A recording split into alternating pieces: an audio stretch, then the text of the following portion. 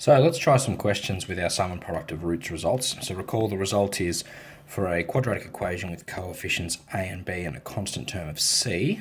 And if that has roots of alpha and beta, then we can express the sum of those roots as negative b on a, and the product of those roots is c on a.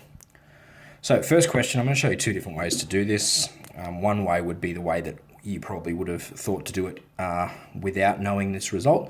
The other way is going to be using that result. So we need to consider the equation x squared minus 9x plus 20 is equal to 0. We need to find a, the sum of the roots, and b, the product of the roots. So the traditional way, I suppose, to figure this out would be to actually determine what the roots are. Okay, so let's actually find those roots. So we're going to try to attempt to factorize this polynomial, this quadratic.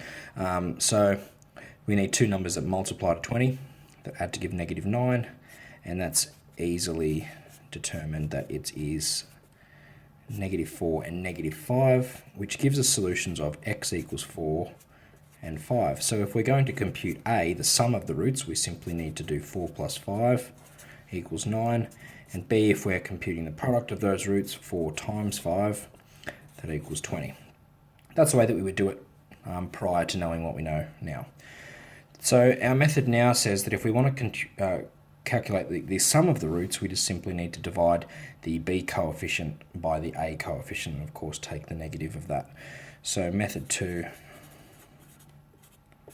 says that the sum of the roots, alpha and beta, and this allows us to calculate the sum of them without actually knowing what the roots actually are. All right, so using the negative b on a, b is negative 9, a is 1, so it's negative 9 on 1, which obviously becomes 9, and that agrees with what we have here. And the product is given by c on a, c being 20, a being 1, which equals 20, and of course that agrees with our part b as well. So the difference between the two methods, I suppose, is that in method 1 we actually know what the roots are. Method 2 we don't know what the roots are. Using method 2, how could we figure out what the roots are? I'll leave you to think about that.